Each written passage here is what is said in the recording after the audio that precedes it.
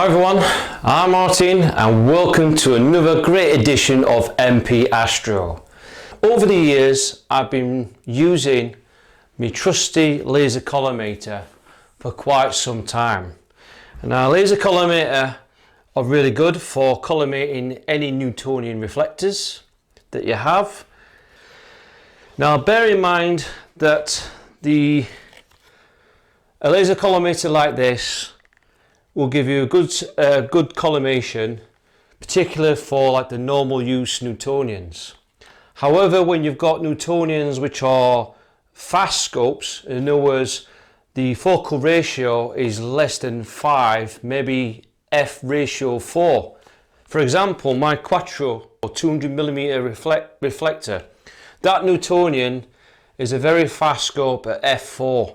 And the collimation on that particular model is very crucial. What I found out with the laser collimator does get you pretty close to align those mirrors properly. Now the reason why we do collimation on telescopes is to ensure that both either the lenses or the mirrors are properly aligned with each other, so that they're focused to a single focal plane. In other words, what that does is it enables your telescope to achieve the sharpest image as possible. And those mirrors or lenses are adjusted in a certain way that once they are properly aligned, you will get a perfect image. Now, time to time, telescopes do lose collimation over time, and you do lose the resolution, the sharpness of image, because some of those mirrors or the actual lenses are moved slightly, and that's why we need to do collimation from time to time. However, with imaging telescopes like those really fast Newtonians, like the Quattro for example, because they're very short focus and the mirrors are very curved in a certain way, that even a slight misalignment of the primary mirror or the secondary mirror can actually really affect the image quality, particularly if you're taking images and your stars don't appear to be very pinpoint or sharp. Again, collimation is really crucial on the Ritchie-Crichton telescopes because the mirrors are so grounded down with a very steep angle on there. You know, they're trying to maximize as much light as possible, but with those telescopes they can be an absolute pain to adjust for collimation, and they need to be really perfect. So there are a lot of pros and cons with owning a reflecting telescope. A reflecting telescope are good, but the mirrors do misalign to a certain degree. So you have to adjust it. It's the way it is with those type of telescopes. However, it is very easy with a device like this with a laser collimator. This one is purely used for the Newtonian reflectors. However, this can lie, because like always, I did mention in a really old video that I did many years ago that you have to collimate the laser collimator to ensure that that laser beam, it sounds daft, right, to say you need to collimate a collimator, but it's not. Again, they do go misalignment, and sometimes optically when you're looking down the tube, it does have some limitations of inaccuracy. So if you're not looking right at the laser beam, for example, or you just haven't collimated the laser collimator, you can be misaligned, and you'll probably find it very frustrating to use this optical device. The laser collimator is still a trustworthy device, don't get me wrong, and you can buy one quite cheaply. Alright, so you can get one like this for 30, maybe £50. The more expensive ones are probably better. They will be well CNC machined, they'll be very precise, and the laser beam itself will be collimated to make sure it's central. But a cheap one like this one will still be pretty good. Alright, I've still used this device from a lot of things, especially on my Quattro, and I've still been getting good images. But it does have some of its flaws, I'm afraid. However, it comes into question. So, I've been looking around for another method of collimation. Now, you can buy a variety of collimation tools for different types of reflecting telescopes, and not all collimators work with other different telescopes. Until I found this product from OCAL. This OCAL device has been getting some good reviews, and I have seen some YouTube videos that's based around this product itself. However, in this video I will be testing it out in a different way compared to a lot of the videos that are based around a Newtonian reflector or based around a Schmidt-Cassegrain. However, in this video I will not only just do a box review on the setup of this OCAL device. Now, this OCAL Collimation has led certain people, and there was a few questions that I was asking. Can this work with other reflecting telescopes? So bear in mind, this device, this collimation device, it can work with all mirror telescopes. However, what I'm thinking is I want to test it out on a Maksutov, because I've seen a lot of videos based around a Newtonian or a Ritchie Crichton or a Schmidt-Cassegrain. But what about a Maksutov? A Maksutov does actually require collimation, particularly around the primary mirror. And this is what sort of bugged me a bit, because at the end of the day, when you see an advertisement by this product and they're saying it does over reflecting telescopes, it's sort of misleading. And I thought, well, what's going off here? Because at the end of the day, Maksutovs do actually lose their collimation from time to time. They do hold the collimation very well, and I strongly advise, if you've got a Maksutov, as long as you haven't banged the tube, you should be pretty good for collimation. However, when you own a Maksutov, I've owned one for a good 7 or 8 years, they do actually lose a bit of their collimation on the mirrors from time to time. It's the way it is, but they do. And I find it a bit misleading in a way that you have a collimation device that says can work with other telescopes, other reflecting telescopes. Why can't they just be a bit more specific and go, hang on a minute, we've tested a Newtonian, we've tested a Schmidt-Cassegrain, we tested a Ritchie Crichton. Like I say, I'm going to test this product out, and to show you guys and girls, particularly you Maksutov lovers out there, you Maksutov owners out there will deserve the best, will appreciate this video more, because what I'm going to do is test out this product, find out what this OCAL is all about, because I've been getting some really good reviews about it. But the thing is, a lot of the reviews are very positive, but I want to see how good it really is. And to do that is we're going to test out a telescope which is very hard to collimate. So we're going to do that, and we're going to test it out with a Maksutov. And this is what I want to do. I want to be different in this video. I want to prove to you guys and girls that I'm going to give out the best possible information I can possibly give you guys. Because at the end of the day, I've seen a lot of good reviews and a lot of good videos, but they don't actually state what's the drawbacks, what's the disadvantages. People will like to know, and that's what my video is all about. My video is how to tell you guys and girls the truth of this product. And end of the day, I bought this equipment again, and I have the freedom to actually test it out and see for myself and make my own opinion about it. Okay, there'll be a fair few people who have already purchased this device, and they may have different views about it, but this is my opinion. This is what I will find out, and I'll be testing out on a telescope that's, well, supposed to be difficult to collimate. But believe me, a Maksutov is actually very easy to collimate if you know what you're doing. So, if you like my video, please hit the like button. If you're new to the channel, please subscribe onto my channel. And again, please share this video out because this one is different. This one is going to show you guys and girls how this product performs that's not out of the box but out of the boundaries of that contents of that product. All right, if this optical device is that good, we're going to test it on the Maksutov and prove to you guys and girls, does this OCAL really work?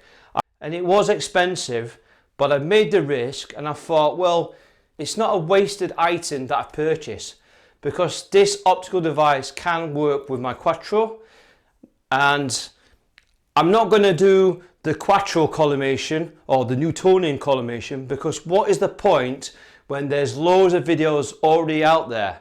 However, testing with a Maksutov, that's different. That's what I'm going to do. So to that on, please share this video out because again, this will help some of the Maksutov owners out there who are interested in buying this product. If this works and it does prove a point, then please share the video out. This will help loads of other people. And again, I like to be different in my videos. So again, hit the notification bell because it'll keep you notified for any new projects that are coming out soon. So to that on, we've got this OCAL product, which is the collimation tool that is so hyped up. I want to see how it really performs. So if you're interested and you want to find out more, keep watching and let's do this. So then guys and girls, here we have it. Here is this product everyone keeps talking about. Now there seems to be a lot of hype, a lot of things going on, really good stuff about this product. I mean, I really am interested how this performs. Now, this OCAL Electronic Collimator is basically like a camera. The price for this is around about £169. You can get the Pro version, which is £209. But because I'm a bit of a cheapskate, I went for the lower price. And the reasons why I went for the lower price is that one, there's already adapters that comes with a Pro. With this box, the £169, this only comes with just the camera and a cable, a USB cable. That is it. But £169 is a lot cheaper than £209, and I just can't see the justification between the two. Now, this one is just basically, it's like similar to like a zoo camera in a way. Don't quote me on that because obviously it's a different type of sensor and all that. But how they've done with this device, it's like an onboard camera and it provides a quick, very easy and precise collimation.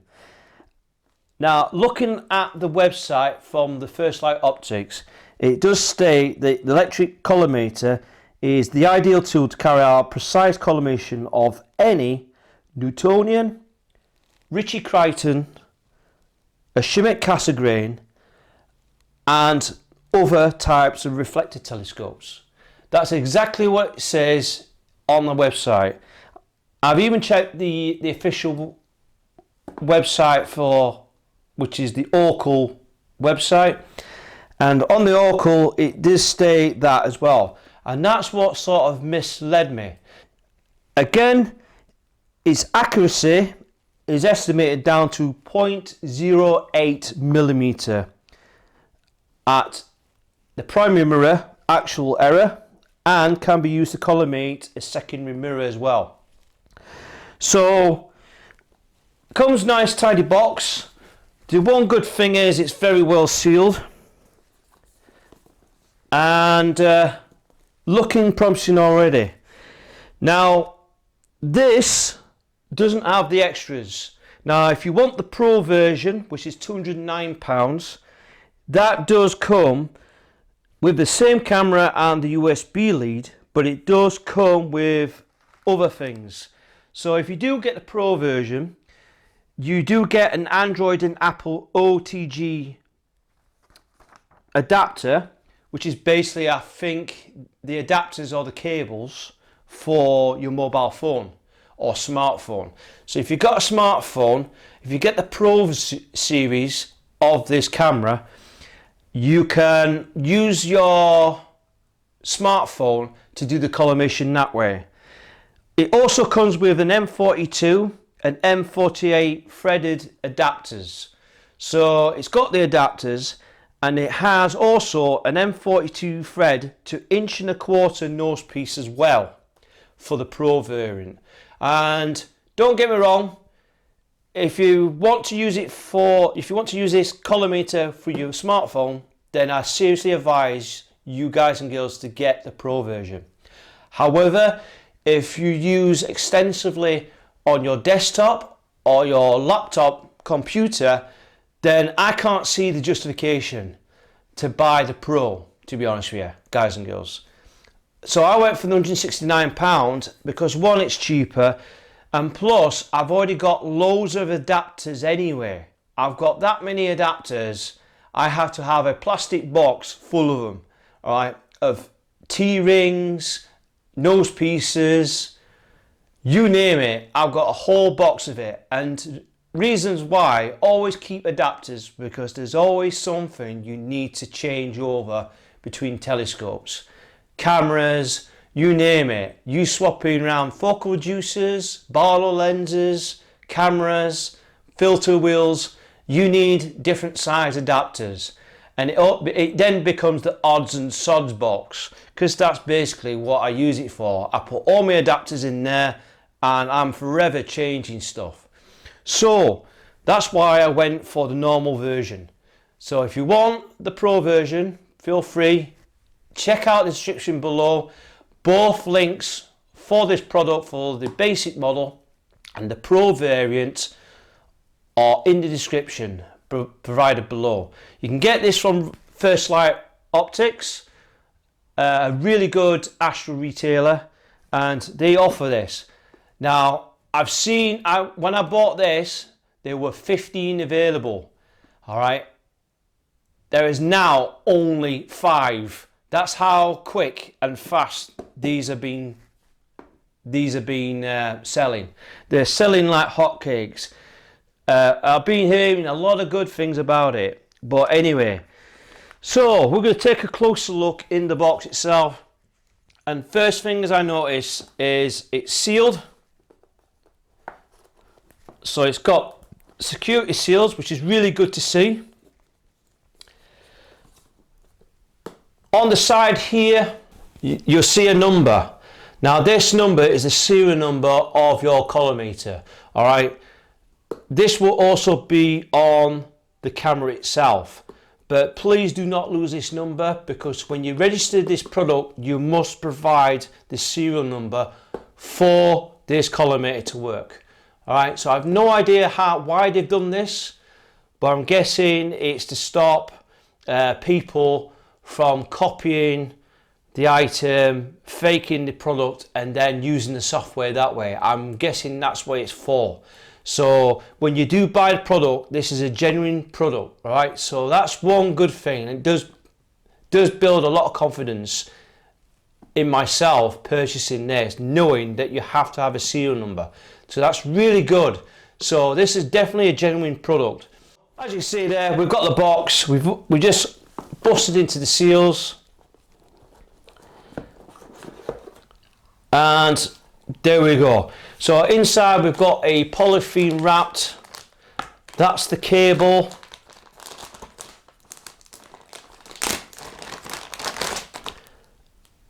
Not the best looking cable, I would say it looks pretty cheap looking, but we'll give it benefit of doubt.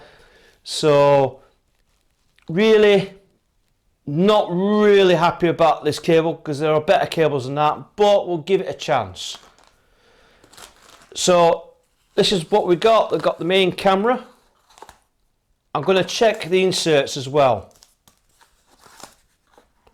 Okay, so first thing, you just got a cable and the main camera. There is no instructions in the box, which is a bit of a shame, because personally I know they're online, but I would like to have seen a proper manual in there, because to be honest with you guys and girls, what happens if we don't have an internet and you haven't got a connection, for example? It would be nice to see some kind of manual in there, you know, in different languages, so either French, German, English, you name it, for any type of country. So it would be nice to see a manual. Now the manual is online, all right, and I will show you where to find that.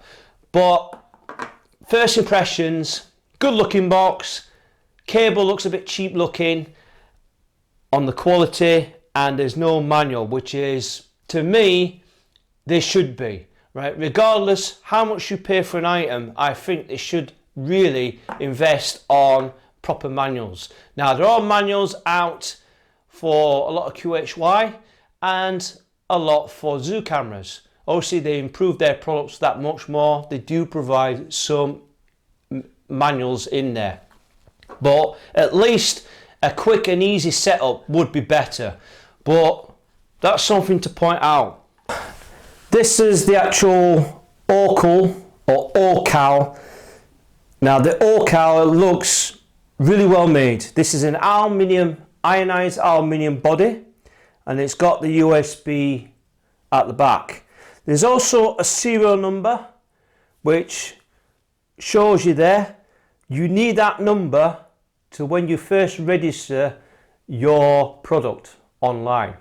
Now the camera is very well made. I love the ionized deep red.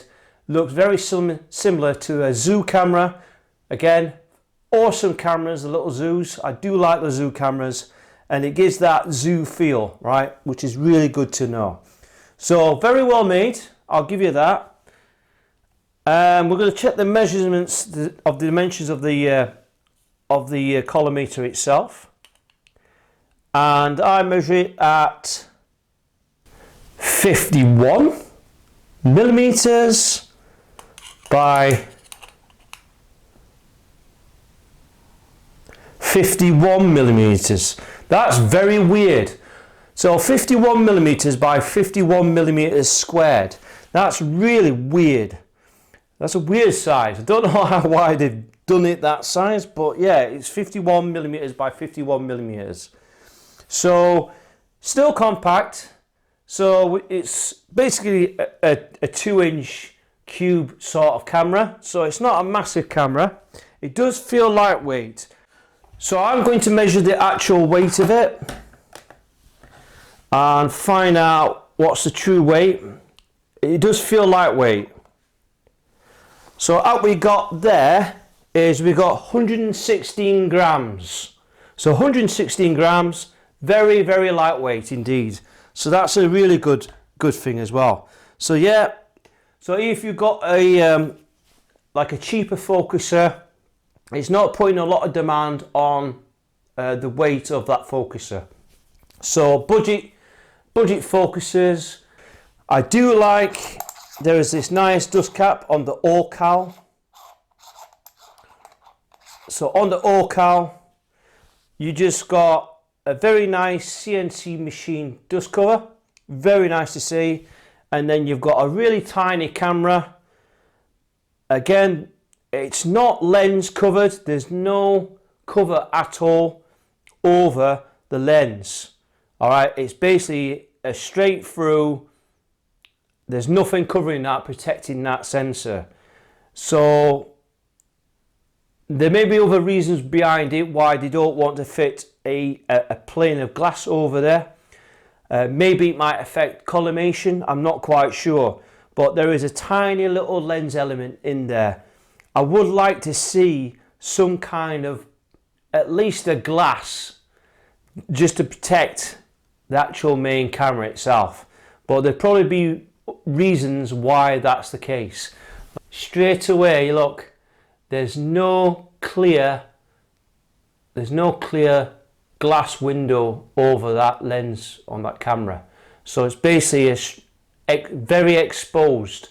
So obviously when you finish using it, ideally I highly recommend that you put the cap on to protect the optics on the camera lens. All right, so then guys and girls, what we've got here is my trusty, mighty Skywatcher 127 Mac.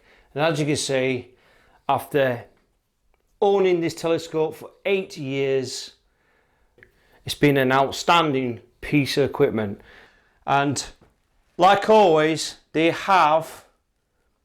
do actually have collimation screws. So if we check at the back, this is the primary mirror. If we take a closer look, as you can see there are collimation screws at either side. Okay, now you can't see the ones at the back, all right, because there is a plate there. So I'm going to have to take the electronic focuser off to do that, to gain access to the other screws. So if you've got any focus devices, just make sure you remove them. But you see these screws here, you've got 6 of these. So you got 3 of the big ones, and then you get 3 of the smaller ones. Now each screw does a particular function. The big ones pull and the small ones push. All right, so what you're doing is, in turn, you're adjusting the primary mirror from either side. So remember, the big ones pull, the small ones push. So before we can gain access to the collimation screws, you've got to remove any attachments. So with this device, I need to remove the 2-inch format eyepiece holder.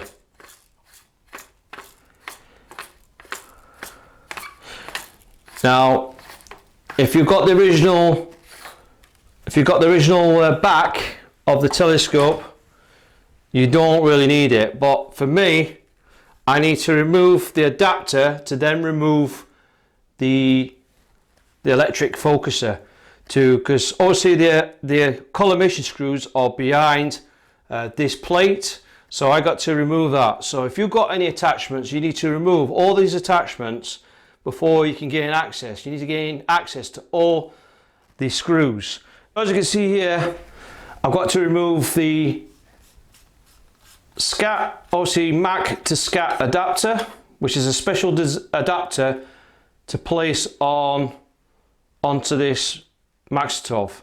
All right, so that is exposed. That I need to then remove the focuser. So I slacken off these screws. Okay, it is quite well secured, so I've got to slacken all these out.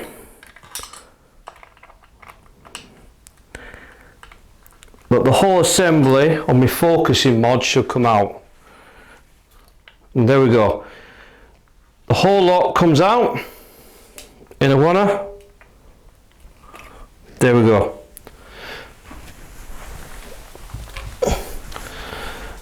Now, as you can see, originally there'll be a bong there, a rubber bong on there, but that exposes the other screws. Now, if you've got an adapter, you can put your adapter. This is the Mac SCAT adapter. This will need to go back onto the telescope. So the adapter's back in place, like so. Now you can put your SCAT, you can put your 2-inch eyepiece format focus tube if you wish. Alright, like so. And you can use it 1.25 inches as well. So 1.25 inches in there you can use as well. But one thing I found out is, if we want to get proper accuracy, I'm not going to use the 2-inch format eyepiece holder or the 2-inch format 1.25 inches. And the reasons behind that is that these screws tend to push down. Yeah, they're meant to compress the whole assembly, but this method of using the 2-inch format tends to push it down and pushes things slightly off center. So I'm not going to use a 2-inch and 1.25 inch format eyepiece holder. All right, so what I'm going to be using is this. What I'm going to be using is this is a SCAT to T2 or M42 thread adapter. All right, this is a CCD variable T adapter. Okay, and it has the SCAT thread. It has this Schmidt Cassegrain thread on there. All right, now the reason I'm going for this is that this will be screwed on centrally to the eyepiece holder filter thread. Okay, and this just screws on there like so. Okay, and locks in place. And the reason why I'm using this adapter is that I can fit the camera on there, all right, and it's going to be nice and square. This is just screwed in, and there is no need to start using the 2-inch adapter or 1.25 and using those bolts, because what they do is they push down onto the actual tube itself, and it may actually push the actual lens on the camera slightly off center. All right, you want to get everything sort of centralized within the optics as best you can. So any flexure or any free play you don't want. Now I found that this SCAT to T adapter is the best method for this telescope. All right, because it pushes it in and it doesn't push against anything. It actually screws on nice and central.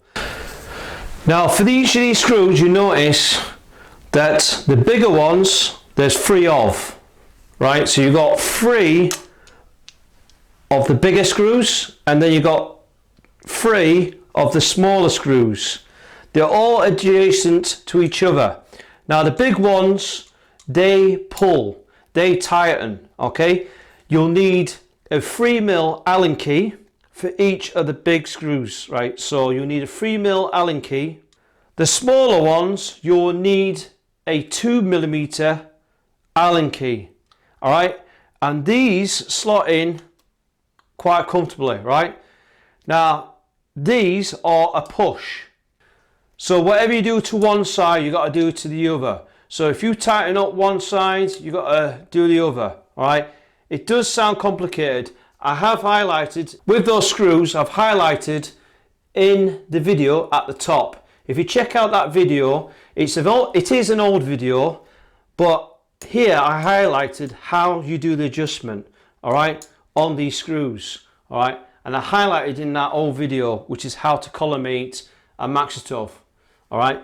So the theory still applies to the Maksutov 150 and the 180, all right. They are exactly the same process. It's just that the screws, particularly the smaller screws, are a lot closer to the bigger screws, but the principle is exactly the same, all right. There is no difference between the 150, the 180. Those Maksutovs are exactly the same arrangement. It's just that the smaller screws are a lot closer to the bigger screws, all right, and that's the only difference. But the adjustment on the primary mirror are exactly the same, okay. So the reason why I'm using the Max 127, because it's easier to show you, to manage around, because it's a compact tube. I am going to do this on my Mac 180 to do the collimation, but I want to test it out on something much simpler, more compact. Get the OCAL camera, remove the dust cap, okay, that will leave the camera lens exposed, and with this adapter you will see that if you thread it in there, and as you can see I'm threading this and it screws on there much better. Look at that. Now it doesn't really matter how you want to orientate the camera, okay? It doesn't really matter what position it's at, okay? you can see using the SCAT adapter, T-adapter, you can see that this fits nice and flush, and that's a lot sturdy, right? There's no flexure, no free play, and that's rigid, and that's exactly what you want. So guys and girls, quite easy now. You just plug in your cable, and as you can see there, this is not a long cable, and this is what I meant. This could really be at least 2 meters at least, but 1.5 meters is, I think, is not adequate.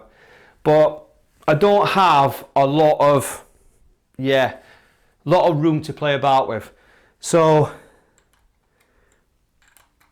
all it does, clips on the back of the camera like so, and then you just grab your computer or netbook and you just plug it in place like so. As you can see there, I could see some potential here for some improvements. I'm already looking at why can't they have the camera sort of Wi-Fi controlled, or maybe have it so you can remotely connect it with a Wi-Fi with your mobile phone, for example. But I still don't get how the Pro version, for example, has connections for a mobile phone or smartphone, but you still need a cable. Why can't it just work with a Wi-Fi? That could be better. So some possible improvements there. I'm not saying it's a bad thing, but for something where you could use a Wi-Fi, it could be possible. But so maybe there's Wi-Fi, I don't know, but I will test it out. But yeah, as you see there, there's not much length of cabling to play about with. So first thing, the cable needs to be improved. It's not great, but as long as if I can get to use the camera and do the collimation, it's completely fine. Once you want to start your collimation, you really want to tilt the telescope somewhere to a bright object like a light or through a window, anything that you can gain light towards. Okay, so anywhere with a bright light, you don't need to be focused. Okay, you just need to point it something like a bright light here or the window. Okay, so once you've pointed the telescope somewhere bright, you can then lock the screws in place like so. So then, guys and girls, this is the First Light Optics website, and as you can see here, last time I checked there wasn't many left, and now there's only 3 in stock, so they're selling out pretty fast. This is the standard collimator that I've got, and yeah, it really gets good reviews. So at the moment there's like loads of videos to show it, but the one thing we're interested is to find the actual software. So you'll need the software to update the firmware, and this is the manual. Obviously it'll take you to the official OCAL website manual, but one thing we're concerned about is the actual official website. And as you can see there, you've got the home page. It's a very slow website, but as you can see there, there's quite a lot of information regarding it, and there's loads of support. But the one thing we need to contact is the actual download part. Now this is the firmware that you need. You'll need the OCAL Electronic Collimator for Windows. There is the Pro version for the mobile version for Android phones. There should be an update for the Apple users for those phones.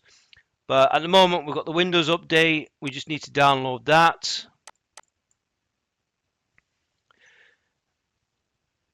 So yeah, I'm already downloading, so it's going to take a while. At the moment I'm around about 25.6 Mbits. So it's a 61 Mbits program. But at the moment, I've just got to wait till it's gone through and I've uploaded it. But it's very crucial before you use your camera is to get the firmware and the software needed to run this camera. So this will take a while, but that's what you need to do.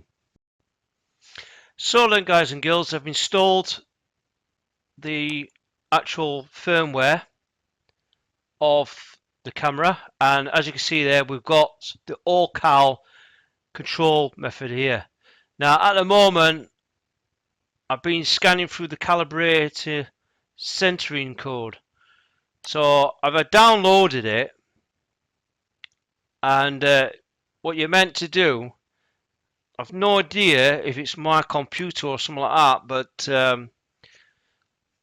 that is the code that's on the box and the code that's also located on the camera. So here there should be somewhere I could register it, but there's nothing seems to be opening very well at the moment, and I can't edit it for some strange reason. So I don't know what you're meant to be doing. I don't know what I'm meant to be doing on this, but I meant to be register this. So straight away, I think it's either my internet or it's my computer or whatever software I'm using. It doesn't seem to, I can't see anything what I can do with this. And the spreadsheet is here. So once you uploaded it, it's very glitchy, and I'll be honest with you, I'll do it now to show you. And this is what happens. It opens it up. For me, there's the code of the actual device that I'm using, but it doesn't show me the spreadsheet. So what I have to do is I have to download the file. Once I download the file, I can then gain the access to the code. So what I do is I go onto the file that I've saved. Obviously I'm choosing a different app. You can use Excel 2013, but for me, I have to open up using OpenOffice. So here's the code now. All I do is right click, copy. So I've copied the file, and then what I do is go into my file. So I press OCAL, open the file location, and then in here I need to look for the focus file. So scroll down and I need to find the focus. There's the focus file there. So focus, so click on that file, get rid of that code there, and then right click and paste. So then it pastes that file. You then save it, and then that is it. That is now the program fully functional. So now you can activate OCAL again, and I'm going to open the file. So there's my OCAL. I can then turn on the camera, and there you go. So the camera is now activated. So as you can see there, we've got the image through my Maksutov, and as you can see, the controls are very easy to do. So if you click on camera settings, you get your brightness, so you can adjust your brightness, you can adjust your contrast, you can adjust the hue, saturation, sharpness, you know, you can play about with the settings. as you wish. There's pretty much not a lot to adjust. You can also focus as well, but that's self-explanatory really. So you focus the image. You can even set the exposure. Now, because we are using a Maksutov, it's a very slow telescope. So what I found out is to just up the exposure as best you can. Okay. Once you're happy with the controls, you just click apply. It's literally straightforward. You can swap and change your settings if you wish. So as you can see there is one thing I do need to highlight. With the camera settings, what I don't like is that there's no zoom, which would be nice if you want to auto zoom it. It took me a while to figure out how this is going to work. So there's a lot of these bits are missing, loads of functionality on the camera. Now I don't know if that is because I bought the basic one, or maybe this applies to pro cameras settings. So what I found to zoom up this image is if you can scroll using the middle button of your mouse.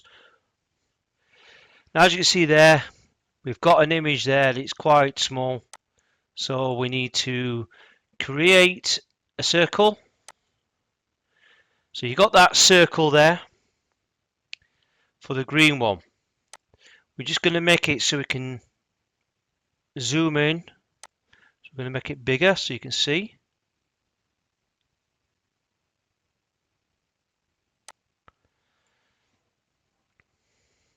Now we want to zoom in, so you use your scroll button on your mouse and you're scrolling onto the image. And as you can see, you've got the focus tube here. You've got the primary mirror, which is here.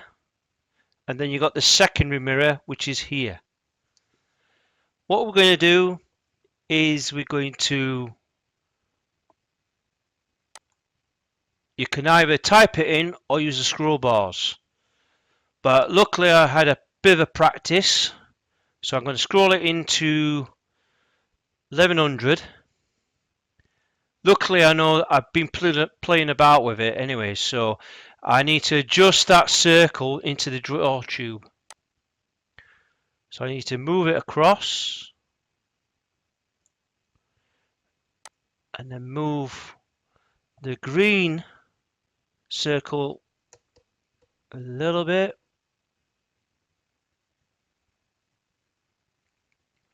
Like so. Okay. I mean, sort of roughly there. I might actually use this part too. I'm sure that's probably a better option, but I need to increase, make the fitness probably a little bit. That's better. Again, you just gotta play about with the controls, but you need to get the focus tube as best you can. It does take a while. I think I might need to make the radius just a tad bigger. Okay, we're on there. So we've got the main focus. You can see the primary mirror there, and you can see the secondary mirror. So the primary mirror is it is tilted quite a bit. So now we're going to enable another circle. Luckily I know the values on this one, so it's 41. You can type it in. The circle's a bit on the big side.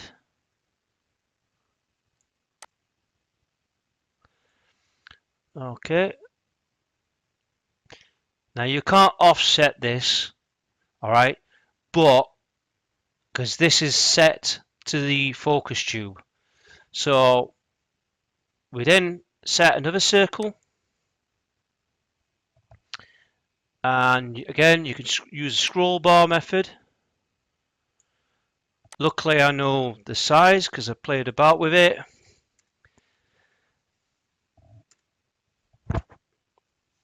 we've got 11. The thickness is a bit on the side. Now again, you can see straight away the camera sensor there is definitely way out. So the prime mirror needs to go up. You can enable the star, which is the center point. And there you go. So now what we're going to do, I'm going to move the primary mirror, adjusting the small screws. So I'm going to go over and I'm going to adjust each. I'll go for the bottom one, I think. So again, the bottom one's a bit. No, I'll try this one.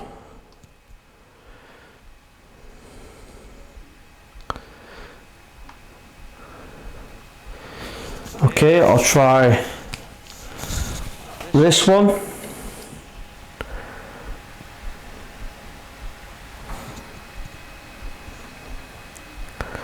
And what I'm trying to do is I'm trying to get all those circles in line. So as you can see there, we're almost there, but I need to adjust again.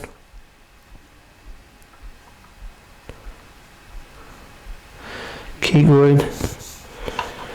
And I guess just each one till you line those circles up. Again, we're moving out. We still need to move up.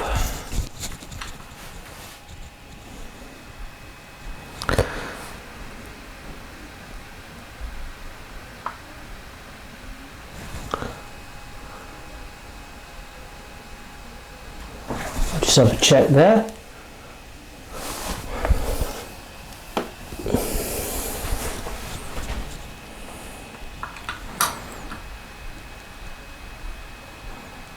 Again, just take your time.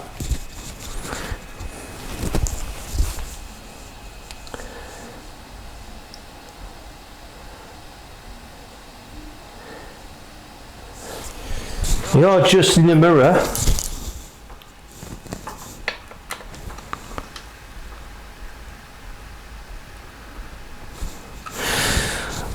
Sometimes I find, if you find that one of the main screws is a bit tight, you can slacken a bit more on the screw, on the bigger screws, alright, if you're not getting much of the play. So loosen again, and then try again. Okay, we've got more freedom of movement there.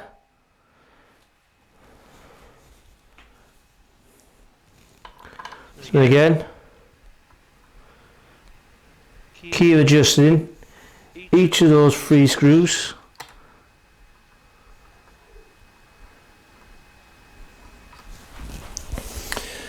Have a closer look. No, I'm slightly off.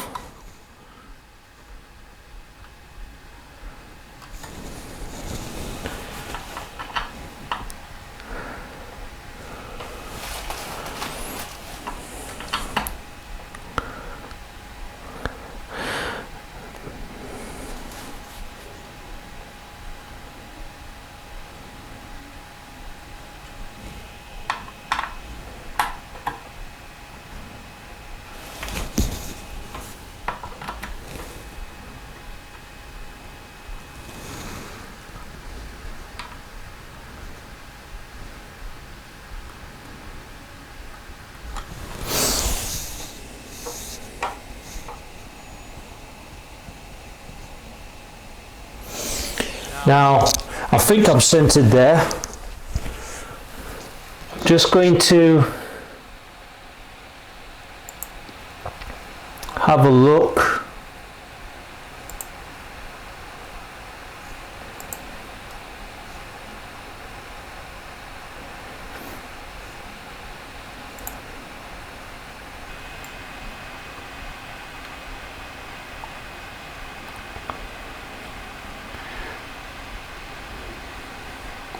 because this seems to be a solid line. So I reckon that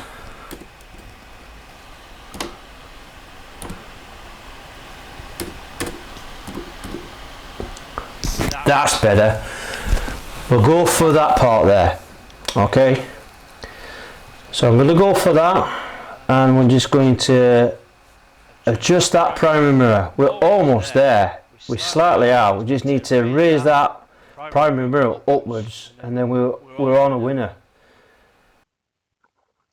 So then, guys and girls, after several attempts trying to get this primary mirror adjusted, I think I've done it now. After several attempts adjusting the screws up and down, getting the setting circles just right, I think I'm now aligned up. And as you can see here, after adjusting the thing, I've got my secondary mirror nice and within that circle. I've got the inner circle where the camera is, and then at the star part I'm centralized bang on. Now I can't confirm that if that is fully collimated. I'll be honest with you guys and girls, I have done several attempts, and it will vary on your telescope setup, but what I found was if I take off these decals here, I found out that the easiest way on the Maksutov is this line here. Now it depends on your focuser tube and all that, but I find that if you put the focus to the sharpest, increase the exposure quite a bit, okay, these are the settings I've used, I find that this part here around is the focus tube. I don't know what it is, but it seems to be fixed all the time. So I've adjusted it, and as you can see, I've got the primary mirror, I think that's, yeah, I've got the secondary mirror there, and I've got the inner circle, and then I've got the actual camera bang on in the crosshair.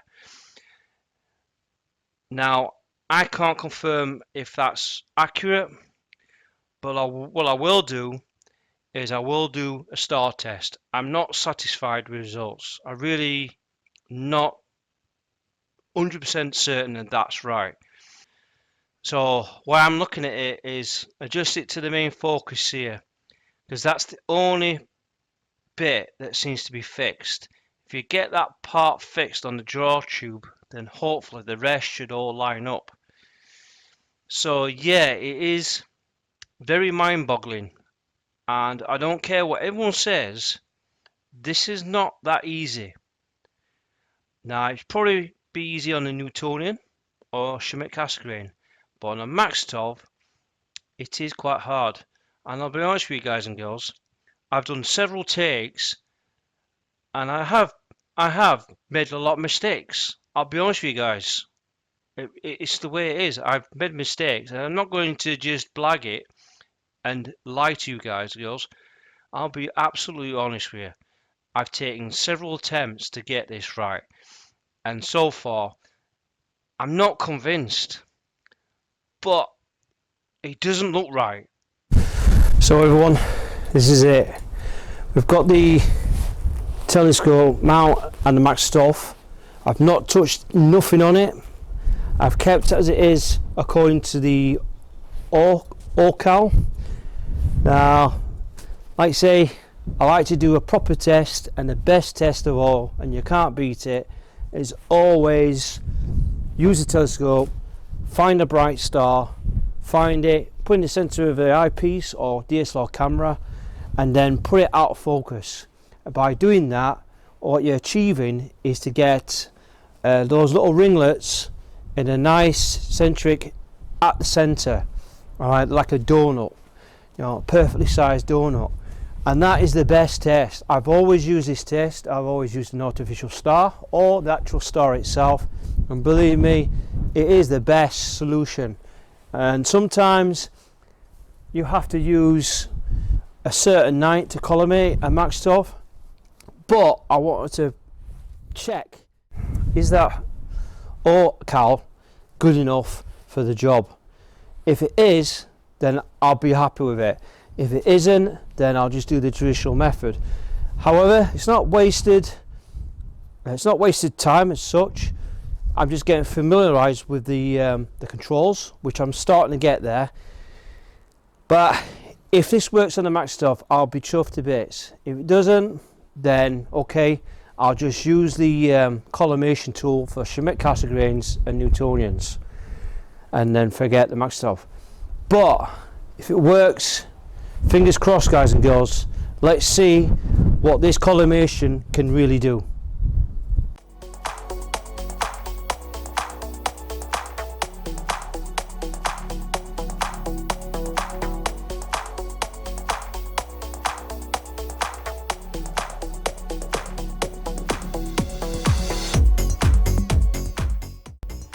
So then, guys and girls, got the star.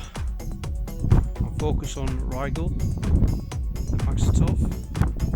I'm using the Sony to put it out of focus, and as you can see, got a very nice shaped donut. I'm going to try and throw it off out of focus even more.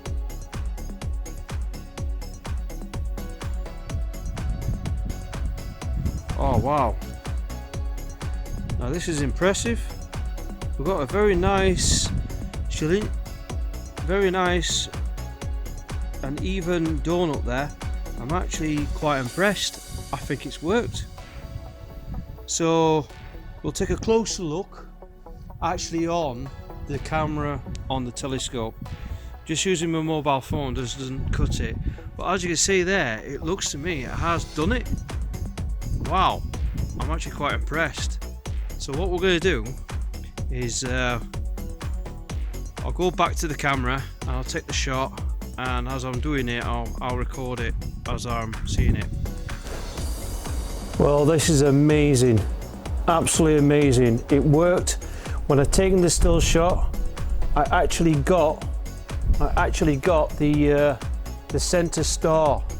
So the collimation has worked fantastic.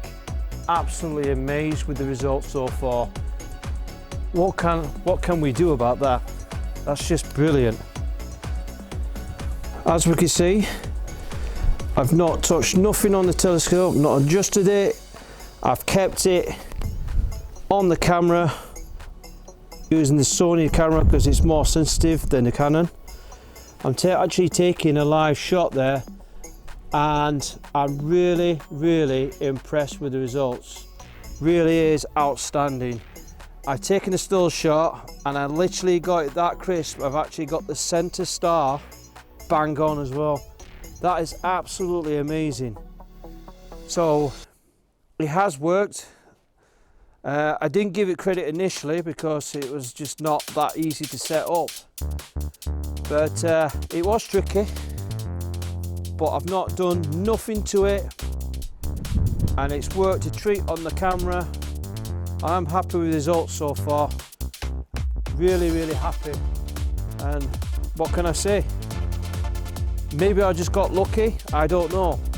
But first time using it, it has worked, and I've got a nice crisp donut there. Brilliant, absolutely brilliant.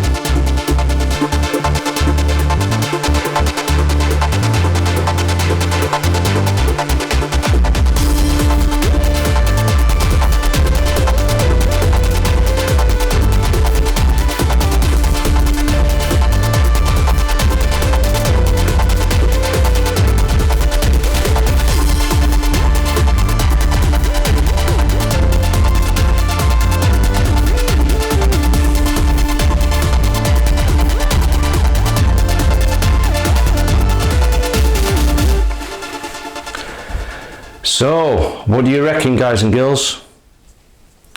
I must admit, with the collimation on my Maksutov, the OCAL did actually work, and it worked extremely well. I'll be honest with you, guys and girls, the collimation was spot on. I've never achieved that kind of collimation where I managed to get the whole out of focus star perfect to the point where when it's out of focus you get the center star in the middle. That tells you that the whole rings are perfect aligned. So the optical meniscus lens and the primary mirror and the secondary mirror are perfectly aligned, and I've achieved good collimation. But this collimation tool, this camera, really did work out for me. Now, I'll be honest with you, guys and girls, I really did struggle on working out the installation and the software package. So I've awarded this OCAL 3.5 stars. Now, the reason I give it 3.5 stars is for several reasons. One, the installation. When you buy a camera and you install it, yes, the website from OCAL is very good, right? It does tell you where to install which camera, if you've got the standard or the pro version. I do like that, and then it's easy access, and it's easy to find the calibration register. Now, the only qualms I have is that there is Windows 7 support, which is good, and it operates Windows 10. However, so there's no software or firmware updates for the Mac users. So if you've got a MacBook computer or whatever, there don't seem to be any support for that. The other thing is the installation is not straightforward. You install it, you have to extract the files. Once you've extracted the files, you then got to source out which program file you need to activate it. Now, I'm not computer savvy, I'm not an expert on IT, but I feel that OCAL should improve it, make it a bit user friendly. In other words, as soon as you upload it, the firmware and the software, you can just click it on the desktop and open the program straight away. Similar to like PhD Guiding 2, or something like a dedicated astral camera software like Zoo or QHY. Something where you open it up and it's activated, all right, straight away. The other thing is, I think the calibration, yes, the serial number is probably a good reason why the company have done the serial number system. But the main problem with that is, what happens if that serial number is scratched off or you've lost the box? If you try to go online and you bought, say like you bought this second hand and you had no serial number or nothing, and you didn't know nothing about this, if you've lost that serial number, you will never know, or you won't gain access to the Excel spreadsheet to then find the correct calibration code. Now, that calibration code is then has to be pasted onto the focus text. Now, without that calibration code, you cannot use this OCAL at all. If you've got no serial number, you cannot access the software and operate this camera at all. And the reasons why I've noticed that is I've updated the software, got it running without doing it, and I did it on purpose. And believe it or not, when you set the circles to align it onto your optical tube assembly, those circles do not fix straight onto the target. They're literally on one left hand side, on the top left hand side, it's permanently fixed. So you have to use that serial number to activate the camera for it to work. So I think it's a bit of a stupid idea, to be honest with you, because if you lose that camera and if you lose that serial number on that camera, say like you've binned the box and all that, this camera is totally ineffective. So that's the thing that I feel that OCAL should really improve on that idea. Now, if there was a certain degree, maybe they could do like a login where you buy the camera and you can log in, do like a login system to then activate the camera that way. There must be some good reasons behind why they've done it. I've no idea, but I feel that it's not, I don't think it's a good idea. The other thing is that if you can't open up the Excel spreadsheet because you have to upload it, I had problems where I couldn't see it. I had to convert the file, the Excel file, to another format that I'm using an old Apache spreadsheet software that I use, and I had to convert it. I had to make sure I convert it. Then it gave me the calibration certs. So that was another thing. So again, there are some improvements for OCAL to do for the software installation issues. However, using the software, the OCAL software was amazing. It was so easy. It was so easy to set up, very straightforward. I do like how they show you the videos, and it gives you a general idea.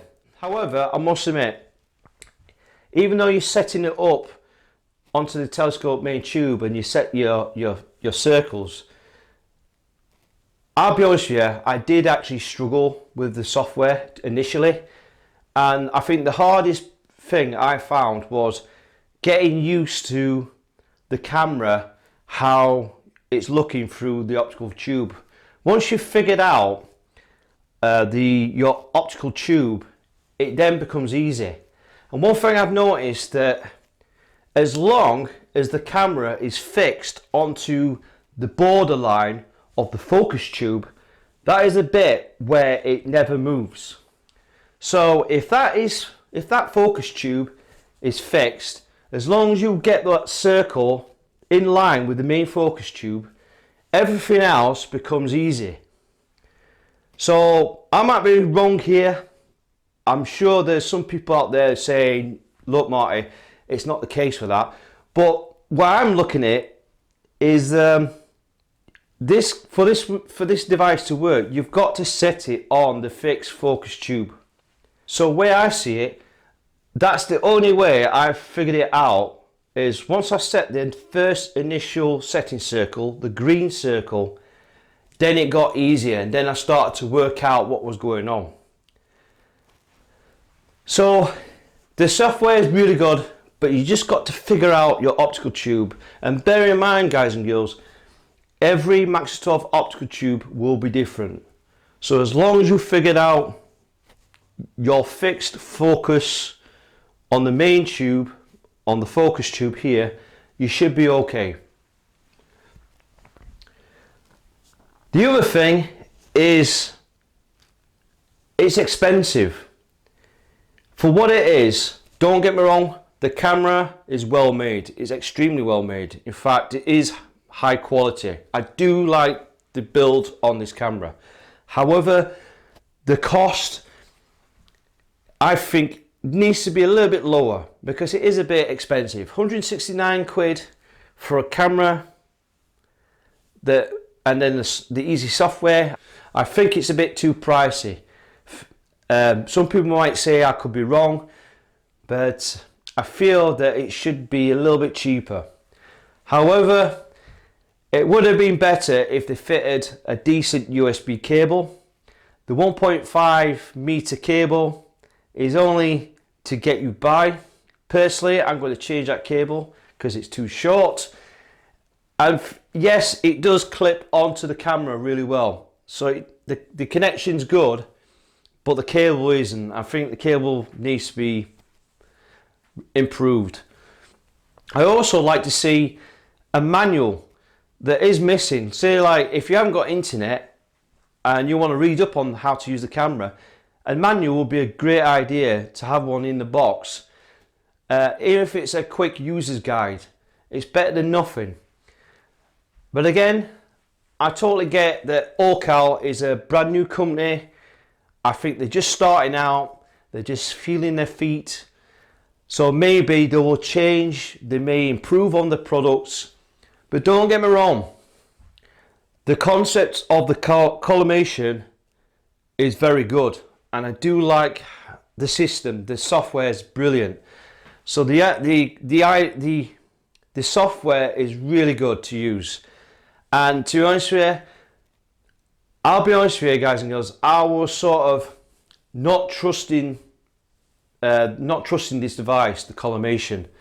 But after doing that quick start test, I was absolutely amazed that I got pretty good Collimation. Usually on Collimation on Maksutov, you have to use the start anyway. And that's the other thing.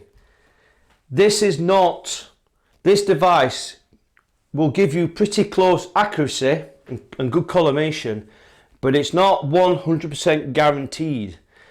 So you still need to just do a quick check on a star, put it out of focus and just double check.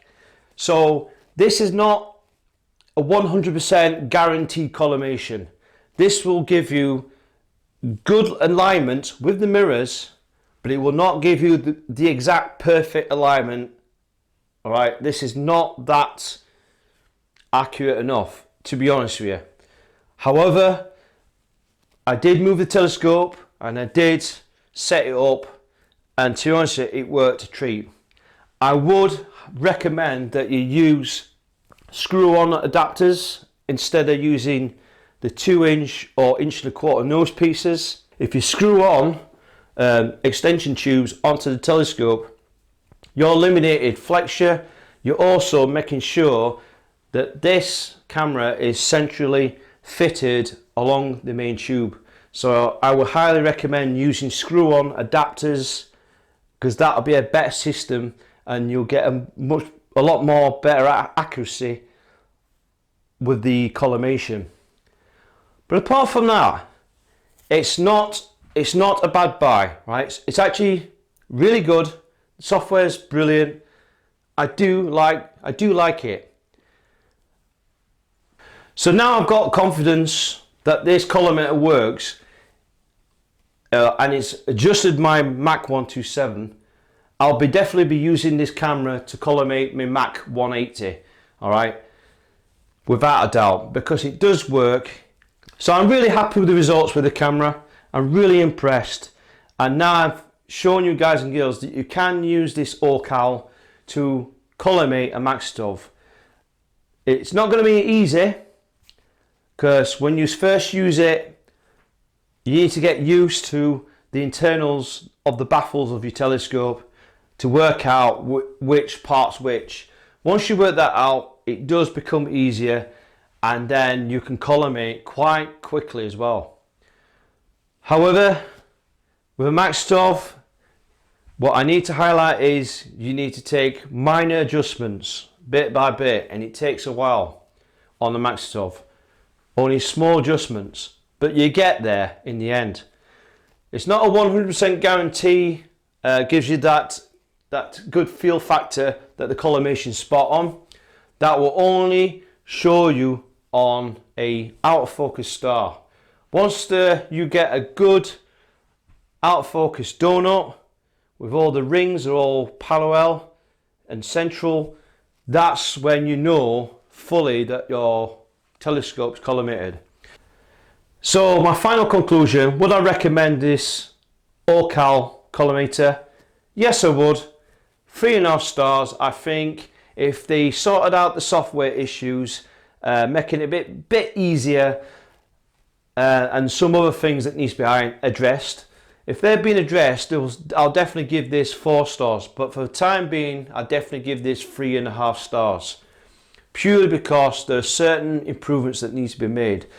But I would recommend it. It is very good for what it is, and it does give you some of the big adjustments. So if you're Maksutov or your Schmidt Cassegrain or Newtonian, I mean, this collimator can work from a variety of mirrored telescopes. However, this is not to be used for refractors. That's a different type of collimation altogether. This is purely for mirror telescopes only.